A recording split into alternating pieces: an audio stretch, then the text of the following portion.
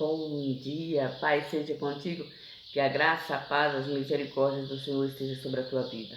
Que o Senhor lhe abençoe ao entrar, ao sair, ao sentar, ao levantar. Deus é bom, Deus é fiel, para Ele toda a honra, toda a glória, todo louvor e toda adoração. Antes de meditarmos na palavra do Senhor, vou deixar o meu recado, não se esqueça, deixe o seu like é muito importante, querido. Ele nos dá visibilidade, ele nos ajuda a propagar o Evangelho da Salvação. Compartilhe essa mensagem. Você que ainda não é inscrito nesse canal, se inscreva, toque no sininho para que você seja avisado dos vídeos que postarmos e nos ajude a fazer o ID do Senhor. A palavra do Senhor diz: ide por todas as nações, pregai o Evangelho a toda criatura, porque aquele que crer e for batizado será salvo. O nosso objetivo é levar a palavra do Senhor a toda criatura. Falar do amor que cura, do amor que salva, do amor que liberta, do amor que transforma. Dizer que o Senhor é o caminho, a verdade e a vida, que nele, por ele e para ele são todas as coisas.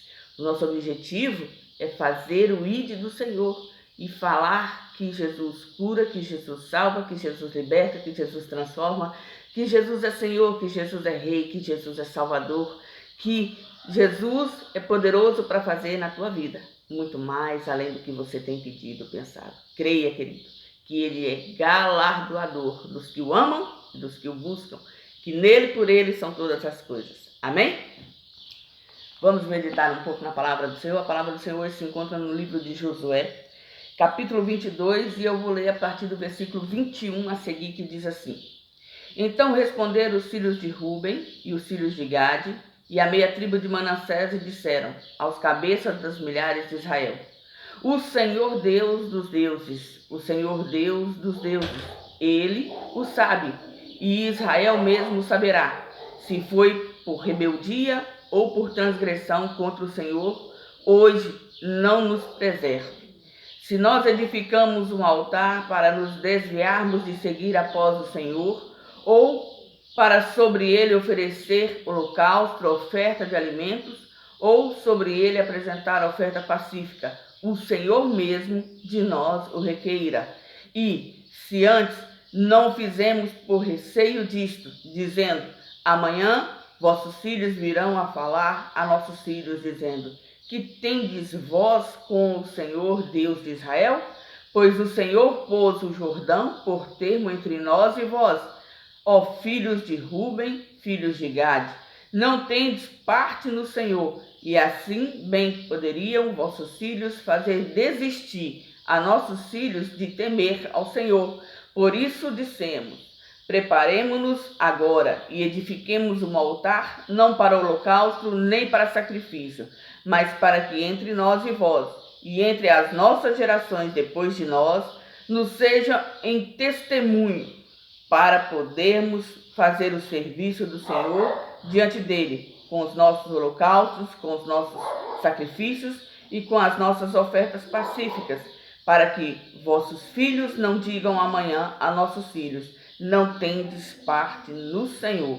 Por isso dissemos: quando suceder que amanhã assim nos digas a nós e a nossas gerações, então diremos: vede o modelo do altar do Senhor que fizeram nossos pais, não para holocausto, nem para sacrifício, mas, porém, para ser testemunho entre nós e vós. Nunca tal nos aconteça que nos rebelemos contra o Senhor, ou que hoje nós deixemos de seguir o Senhor, edificando altar para holocausto, sacrifício de alimentos ou sacrifício, fora do altar do Senhor, nosso Deus, que está perante o seu tabernáculo. Ouvindo, pois, Finéias, o sacerdote, os príncipes da congregação e os cabeças dos milhares de Israel, que com eles estavam, as palavras que disseram os filhos de Ruben, os filhos de Gade e os filhos de Manassés, pareceu bem aos seus olhos. E disse Finéias, filho de Eleazar, o sacerdote, aos filhos de Ruben, aos filhos de Gade e aos filhos de Manassés: hoje sabemos que o Senhor está no meio de nós, porquanto não cometeste transgressão contra o Senhor, agora livrastes os filhos de Israel da mão do Senhor. E Finéias, filho de Eleazar, o sacerdote, com os príncipes, deixando os filhos de Ruben, os filhos de Gade, voltaram da terra de Gileade, à terra de Canaã, aos filhos de Israel, e trouxeram-lhes a resposta. E pareceu a resposta boa aos olhos dos filhos de Israel. E os filhos de Israel louvaram a Deus, e não falaram mais em subir à guerra contra eles em exército, para destruírem a terra em que habitavam os filhos de Ruben e os filhos de Gade. E os filhos de Ruben e os filhos de Gade deram ao altar o nome de Ed, para que seja testemunho entre nós que o Senhor é Deus. Louvado seja a palavra do Senhor. Essa história, querida, ela não começa aqui. Ela é a finalização de algo que começou antes da morte de Moisés. Os filhos de Ruben, os filhos de Gade e meia tribo de Manassés, antes de atravessar o Jordão para tomarem posse da terra prometida, eles venceram alguns reis que estavam antes do Jordão e viram que a terra era boa. Então eles pediram aquela terra em possessão e herança para suas famílias. Moisés ora, Deus concede com um único pedido, que eles, os homens de guerra, não ficassem na terra, mas fossem junto com seus irmãos, até que seus irmãos tivessem repouso. E assim eles fizeram. Eles foram com todo Israel, deixaram as suas famílias, suas mulheres, suas crianças na terra que Deus havia lhes dado em possessão, e foram junto com o exército para darem repouso às 10 tribos e meia, às 10 tribos e meia que estavam além do Jordão. E depois de Deus dar repouso para todo Israel, Josué os envia de volta. Quando eles estão voltando, eles chegam na beira do rio Jordão. Antes de atravessar o Jordão para a sua terra, eles têm a ideia de levantar um altar para testemunho. Quando esse altar está sendo levantado, sendo construído, alguém que vê, entende que é uma rebeldia, que é um problema, que é uma situação onde os filhos de Ruben, os filhos de Gade, a meia tribo de Manassés, estão fazendo algo contra a palavra do Senhor, e vai levar notícia para todo Israel, para toda a igreja.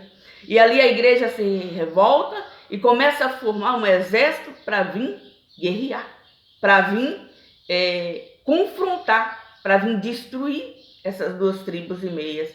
Só que a liderança ali, uma liderança coerente, uma liderança ali sábia, uma liderança ali que sabia resolver as coisas de maneira correta, reúne homens, principais cabeças, homens que estavam na direção e no comando das suas tribos, das suas casas, do exército, e envia eles para arguir, para confrontar, para perguntar o que está acontecendo, o porquê da construção, como é a história. E o filho de Eleazar, Finéias, vai adiante desses homens, e quando chega diante dos cabeças dos filhos de Ruben, de Gade, da meia tribo de Manassés, ele argue, ele traz à lembrança os problemas que Israel teve por causa do pecado, de se prostituírem antes de adentrarem a terra, no momento que estavam adentrando a terra prometida. Ele lembra aos filhos de Ruben, aos filhos de Gade, a meia tribo de Manassés, o problema de Acã, um dos filhos de Israel que pecou, e por conta dele todo Israel sofreu agravo, sofreu perdas por conta do pecado que ele cometeu em Jericó. E ali ele começa a conversar com eles e dizer: o que vocês estão fazendo? Vocês construíram um outro altar para sacrificar, para adorar a Deus aqui? Se Deus já havia determinado aonde ele seria adorado, aonde nós vamos buscar, o templo já está sendo construído, a tenda já está no seu devido lugar, já existe o lugar, e Deus não deu a direção para que esse altar fosse construído. E ele falou: não, peraí, o altar não é para isso, seja Deus a nossa testemunha, não foi essa a nossa intenção. O altar que nós construímos é para lembrança, é para que vocês não se esqueçam que nós estamos além do rio, porém nós temos parte também na casa do Senhor, na tenda do Senhor, para fazer a obra do Senhor.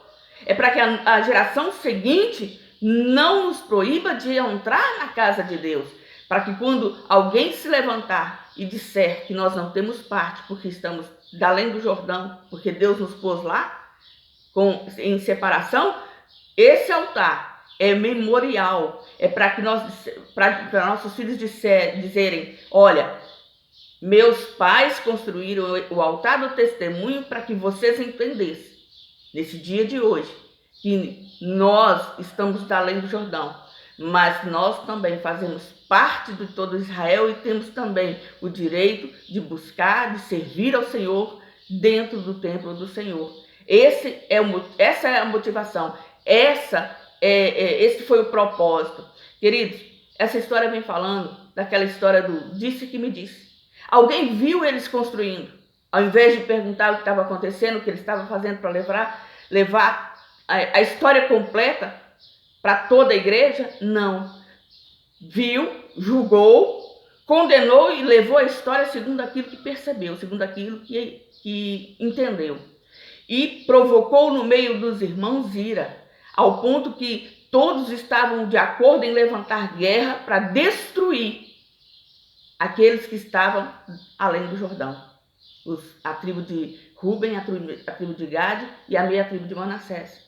Porém, homens sábios que estavam na liderança, ao invés de levantar a guerra simplesmente pela informação que tiveram, vieram confrontar. E nesse confrontar, eles descobriram que não era bem assim, que a história não era bem assim. Nós temos que ter sabedoria quando chegar aos nossos ouvidos alguma palavra que nos entristeça diante da congregação, diante da igreja, diante dos irmãos, e buscar conversar com aquele que está no centro da causa da informação da qual nós temos. Ao invés de fecharmos os nossos olhos, virarmos as nossas costas ou segurarmos nas pedras para apedrejar, nós possamos fazer a reflexão. Quando Jesus é questionado, induzido a tomar uma posição a respeito da mulher adúltera, ele faz com que todos parem para refletir.